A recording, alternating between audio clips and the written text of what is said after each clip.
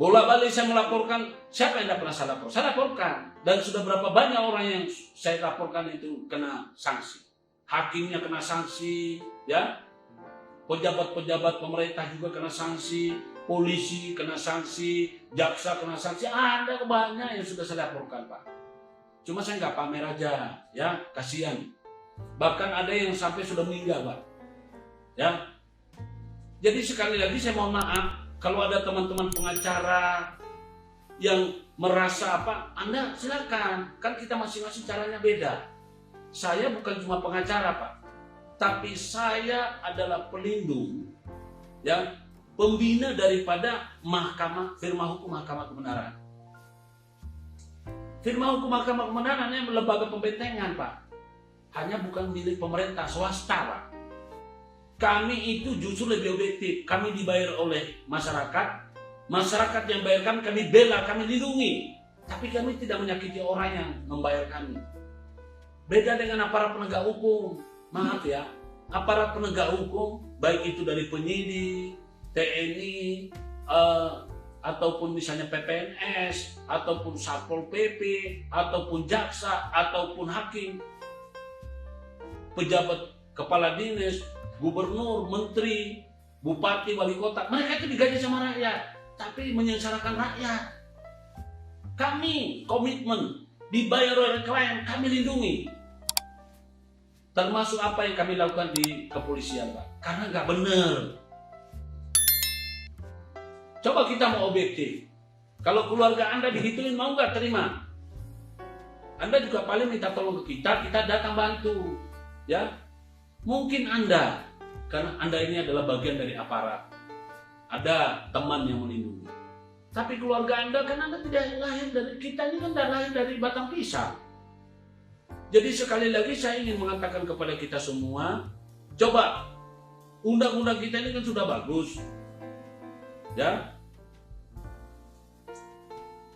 Saya kebetulan sedang menjalani sidang, ya, yang dipermainkan oleh jaksa ilegal.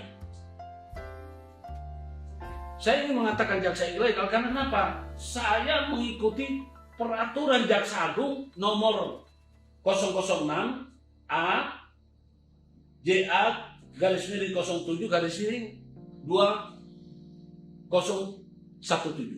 tentang apa? Organisasi Tata Kerja Kejaksaan Republik Indonesia. Sudah cukup jelas di situ diatur bahwa pembidangan tentang pidana khusus dan pidana umum berbeda. Saya dikriminalisasi pakai pidana khusus. Tapi yang menandatangani selaku jaksa peneliti atau yang melakukan namanya pengendalian kegiatan penyidikan, ya, dalam hal melakukan pelaksanaan melakukan pengendali kegiatan tersebut dilakukan oleh harusnya kepala seksi tindak pidana khusus karena Picus. Ternyata dilakukan oleh tindak pidana kepala seksi tindak pidana umum. Itu saya bilang ilegal. Dan saya bilang orang ini bodoh. Bodoh. Pejabat dibayar oleh negara bodoh. Bego dan tolol. Kenapa saya bilang begitu? Sekarang ini sarjana hukum mana yang bisa membenarkan? Ya. Ada satu. Ijazah diperbanyak, difotokopi diperbanyak, kemudian dilegalisir tanpa membawa aslinya. Itu mana asli juga tahu. Kalau mau legalisir ijazah, Pak, ini. Kalau mau legalisir ijazah harus bawa aslinya. Nah, coba. Mereka menuduh saya mau haluskan ijazah, tapi buktinya mereka ijazah yang benar. Ini. Ijazah yang benar yang mereka pakai sebagai buktinya. Itu pintar apa bodoh? Itu bodoh. Kedua apa? Tolong tunjukkan sama saya, sarjana hukum mana? Sarjana hukum mana yang bisa mengatakan bahwa korban dalam perbuatan pidana tidak usah di BAP? Nah ini bodohnya minta ampun. Digaji oleh negara pakai uang rakyat, tahu-tahu menyusahkan rakyat. Saya ini rakyat. Ya, apa yang terjadi? Korban yang merasa dirugikan dalam perbuatan pidana delik aduan, ya, tidak pernah di BAP. Saya dan istri sudah jadi tersangka, bahkan jadi terdakwa. Itu kan satu bukti bahwa benar-benar bodoh, ya kan? Lalu kemudian apa? Perkara pidana, ya ini jaksa yang namanya, ini dilakukan oleh Jaksa Kasipidum Kejaksaan Negeri Sidoarjo bernama Gatot Haryono SH. Ya, saya katakan dia bodoh, dia bego, dia tolol. Karena apa? Dia bisa mempedo-satukan perkara yang korbannya tidak pernah di BAP. Kemudian dia bisa mempedo-satukan laporan polisi terhadap delik aduan pakai surat tugas. SBY aja jadi presiden, nggak begitu. Ya, SBY jadi presiden melapor sendiri, nggak pakai ngutus orang. Terlalu besar ini. Kurangi pemilu. Kemudian apa? Pak Muldoko, Kepala Staf Kepresidenan. Lalu Pak Luhut.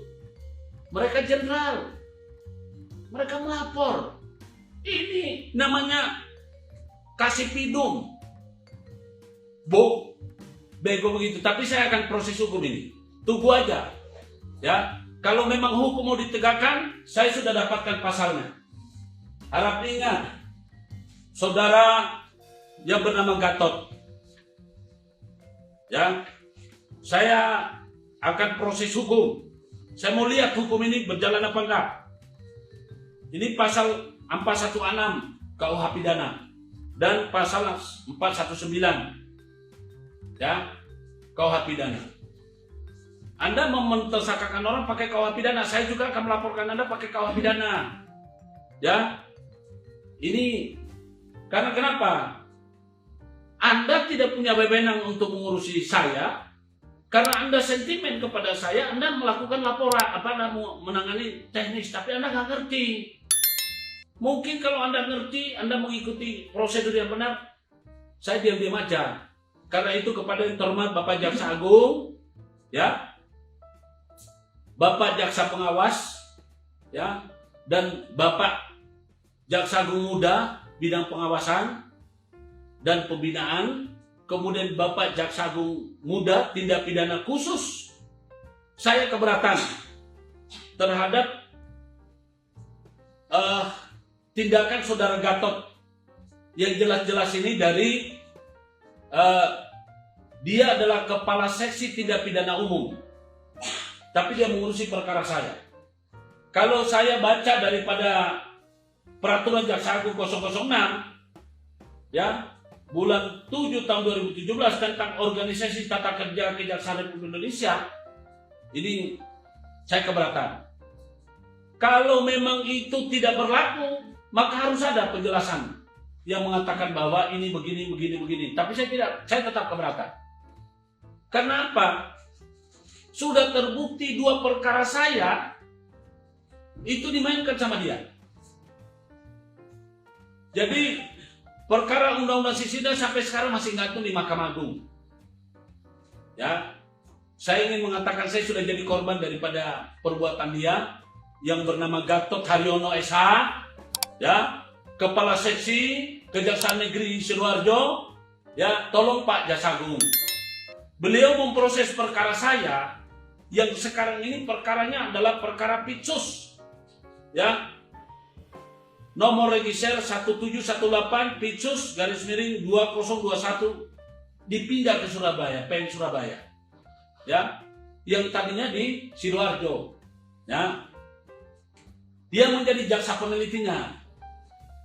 Kalau Pak Jaksa Agung mengatakan itu boleh, maka tolong dicabut ini undang-undang ini. Apa peraturan Jaksa Agung nomor ini? Saya akan persoalkan, ya. Dia itu dulu sudah pernah mengkriminalisasi saya dengan Sisdiknas, ya. Jadi yang bersangkutan itu sudah berani merubah undang-undang, menabrak undang-undang. Dahulu dalam perkara saya terhadap undang-undang Sisdiknas, ya, dia juga ini kebetulan sudah kedua kali, Sampai sekarang ini belum ada petikan putusan dari Mahkamah Agung. Saya tunggu. Ini bongkar-bongkaran.